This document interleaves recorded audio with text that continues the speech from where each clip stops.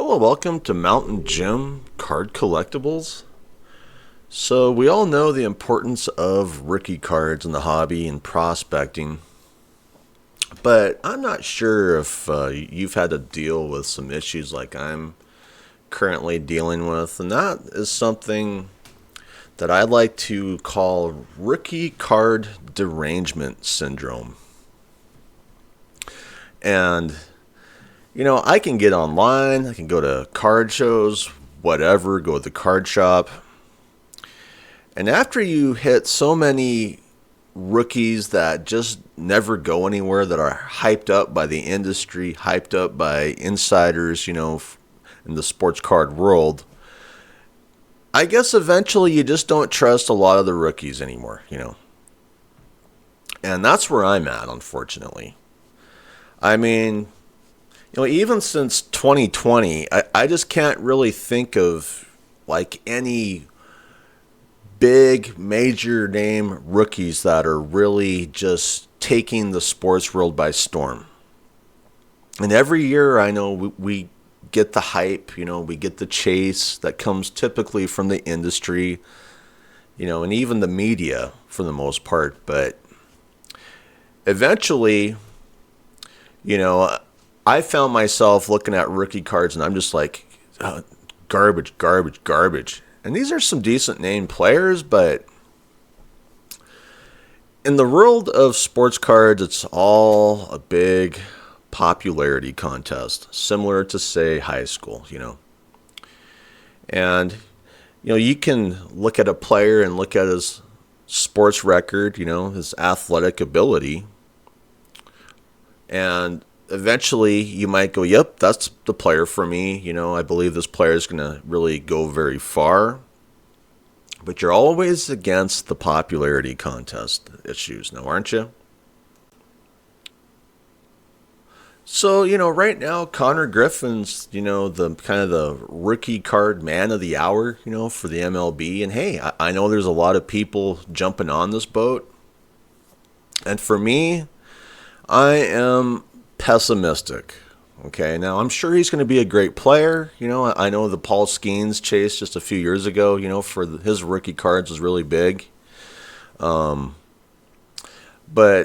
even with Paul Skeens, it just kind of seems like his light has somewhat faded, unfortunately. And you might go, okay, so he's the biggest rookie of, the 2020s, as far as Paul Skeens goes. And maybe at this point in time, maybe he is, but I don't know. I still feel like a lot of people are kind of moving on, strangely enough. And yeah, he's popular, and that's great, but there's still something missing there, with Paul Skeens. Now, Connor Griffin, this is a Topps Now card. It says here, the first official rookie card for Connor Griffin this year, Topps Now. I have Topps Now cards, of, Paul Skeens, for instance, Juan Soto. Yeah, they're great cards, but I don't see a lot of value in them. I pretty much just have them because I just wanted their cards for the most part, and so I know I see all the money getting dumped into these guys. Whether it's the breakers, whether it's just hobbyists, whether it's collectors, and we can see some feedback here. Terrible image for a power hitter with a tree trunk neck. They're only going to make 93 more rookie cards, laugh out loud. Yeah, I mean, and maybe that's where I'm getting rookie card derangement syndrome is, if there were only a few rookie cards for a player, I'd probably get a lot more excited. But we all know how the rookie card routine works these days. They'll just keep printing in different set, different set, different set. We have Topps Now. I mean, they overprint the rookies to no end. And so I see people prospecting a lot for this stuff, but I'm not feeling it, I guess, anymore. And I guess I had more fun chasing rookies, strangely enough, in the 80s or 90s, Yeah, there were a lot of rookie cards back then, but just not near as many, And so many of these rookies, they're always hyped up, and then, a year or two later, they're just more or less forgotten. Their values are in the dumpster, and they're moving on to the next big rookie card hype chase, like here's a post. Topps announced its return to the NFL as the league's exclusive trading card licensee. Upcoming cards will feature rookie Premier 1 patches worn in players' first games, as well as NFL Gold Shield patches honoring 2024 AP Award winners. Okay. So when I read that, I go, oh, all the breaking companies are going to be chasing Premier 1 patches and NFL Gold Shield patches, okay? Now, if I could go to a store and have an opportunity to actually get one of those cards, I might be interested. But honestly, I just don't know what is about rookies anymore, but I just feel like they're going to be hyped up for the first year they come out. And more often than not, they're just swept to the side for the next class of hype. You know what I mean? Here we go. First time ever. Excited for April 15th. The cards look awesome. Competition would probably be better, but I have to admit Fanatics is putting out fire cards. Yeah, there you go. Topps getting the exclusive NFL license again feels less like innovation and more like Monopoly 2.0. Exclusive deals don't push creativity, they kill competition. Fans get fewer choices, collectors pay higher prices, and somehow we're supposed to celebrate patches from jerseys worn for 5 minutes. That's pretty harsh. That's just like me. I mean, if I want a patch, give me something from a jersey where the player wore it the entire game. Maybe it stinks like sweat. Maybe there's some blood on it. Maybe we got some dirt, some grass on it. That's what people want. A lot of this stuff, especially these gimmicks from Topps Fanatics, even with these patches, people aren't, I guess, buying it anymore. Fanatics is a monopoly. Yup. And, there's a lot of people who stick up for, the Topps Fanatics monopoly. And, hey, if you're one of them, good for you. Hey, you got what you wanted. But for a lot of us, we don't have a freedom of choice. We don't have competition. We have to bend the knee to Topps Fanatics and Michael Rubin, and they only care about money, Maybe that's why I'm starting to get just really turned off of rookie cards at this point in time, at least new ones for the most part. And I think of the chases, in the last few years, really things started to amp up again in 2022, with kind of the Julio Rodriguez rookie card chase. And, he's a great player. But overall, I guess my point is a lot of these rookies, I just feel like they're not going to live up to the toughest part of collecting. And what is it? It's that popularity contest, And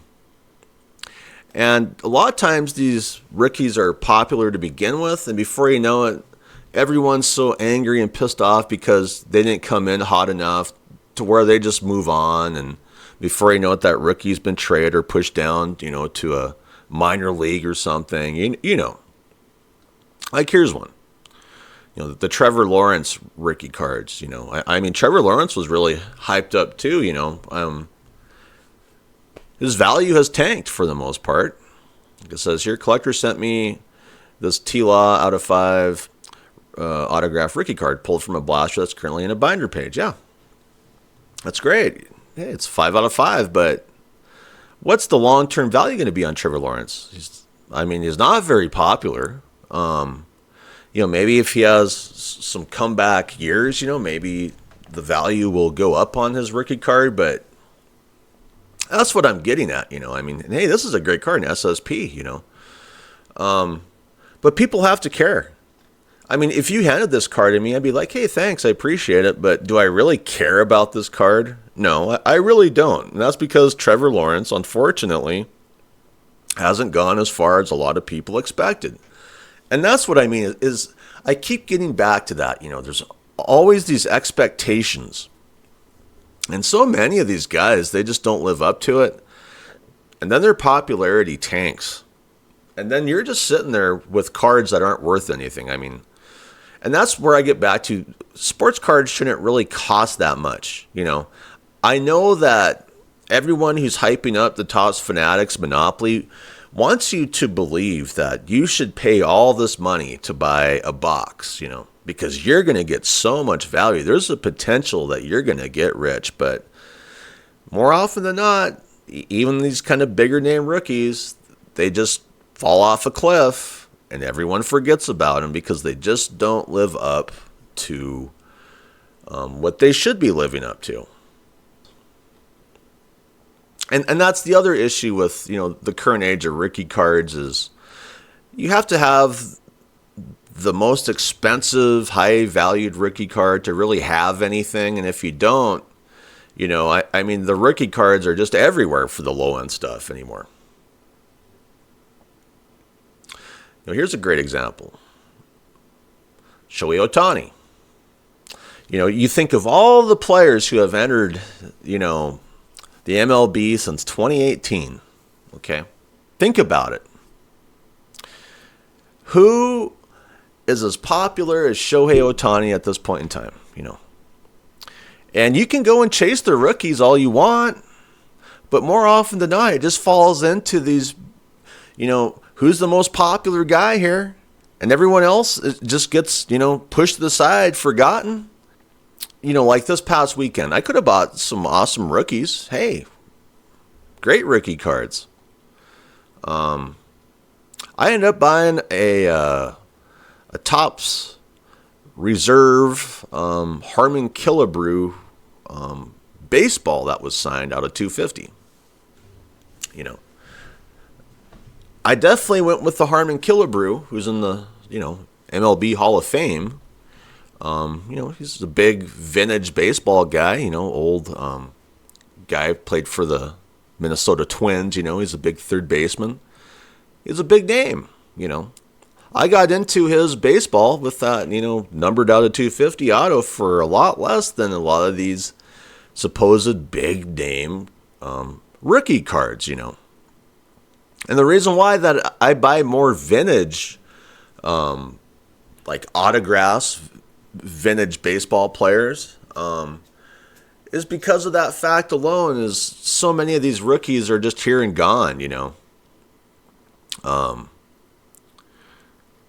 and a lot of rookies, they come in, they're strong in college, they come in, and before you know it, they're gone because they want to do other things. Take the Jaden Ivey, for instance. Let's say you had a lot of money in Jaden Ivey. Yeah, I get it. He was booted off the Chicago Bulls for a lot of issues. But let's just pretend that you had a lot of money in that player, okay? How would you feel at this point in time? As far as I know, he's become kind of like a preacher, rather than playing basketball. And that's what I mean is rookie cards are really difficult, I mean, here's someone isn't too happy about a Paige Becker's, patch. Like it says here, the enclosed officially licensed material is not associated with any specific player, game, or event. I don't see the point of even putting patches in if they're like that. And that's Panini for you. I just wish they'd get out of the patch game or wake up, to the fact that, you have to put the real thing in there. This is a Paige Becker's rookie card, But once again, it's stuff like that that gives me rookie card derangement syndrome, It's always something screwed up, It's not material that was actually worn by a player. It's always something, And to see a lot of these big, sports card gurus that are always ripping packs, ripping boxes, on YouTube, or even just breaks, and they're always hyping up the big chases on rookies. And so often those big chases on rookies, they're just like here and gone, Spencer Torkelson, Anthony Volpe, Dylan Cruz, it just goes on. And they're always hyped up. Here we have one, we're going to hype up quarterback Riley Leonard, and that's what I mean. It feels like I need to step back and just kind of let things progress before I jump in. You know what I mean? A lot of these guys, they come in hot, I mean, like the Derek Jeter, we have Randy Johnson, Steve Avery, Steve Avery came in really hot. I have a lot of his rookie cards. No one gives a damn about him, He wasn't popular enough. And I know right now the big Jack Caglianone chase is on. Hey, let's chase Jack Caglianone and let's dump all this money into it over, say, a bunch of veteran Hall of Famers that have proven themselves that are, as good as it gets. No. Like right here. 2026 Topps Jack Caglianone Blue Rookie Auto Color Match out of 150, 350 net. Beautiful card. I mean, it is a nice card. But let's be honest here. When we're sitting here in 2030, hopefully I'm still alive by then because I'm getting older. I mean, I always say I'll probably die within the next 10 years at my age. But is he going to be popular? Think about that, because really that's the toughest question about this issue with prospecting, isn't it? It's not so much his athletic ability. I have seen so many sports card collectors pissed off, angry, because they have great players with great records and nobody cares about them. And the reason why is because they failed the popularity contest. Yes, because that's what it's all about, isn't it? I mean, Shohei Ohtani has a good public image. He keeps it that way. He's not going around and screwing that public image up. So many of these guys do that, They're not like the 80s athletes or 70s athletes that really try to protect that image as much as they can, They're very private. A lot of these guys are just going out, screwing up. Who cares? The Wander Franco thing comes to mind. I mean, it's just like he just totally ruined his career. And all the money that was being dumped on Wander Franco, And I believe it's the Wander Franco issue, and others as well that has really led me down this road to Rookie Card Derangement Syndrome, And that's why I like to kind of sit back a little bit and kind of see who is becoming more and more popular and who is becoming less and less popular. Here's a great one. Ashton Janty. Hey, it's a numbered 1 out of 10 running back. People really like to hype up the rookie card chase here. Topps Chrome. Do you think it's going to be popular in a few years? Or do you think it's just going to be on to the next prospect chase? So, anyway, I hope things work out for everybody. But just be careful out there investing in prospects. That's my point. And maybe if you have a little rookie card derangement syndrome of your own, you're going to be better off in this game. So, well, I'd like to thank my subscribers. You are the reason I keep doing this.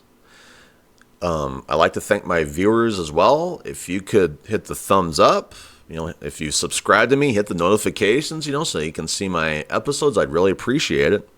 Anyway, hope you have a great day. I'm out of here. Bye.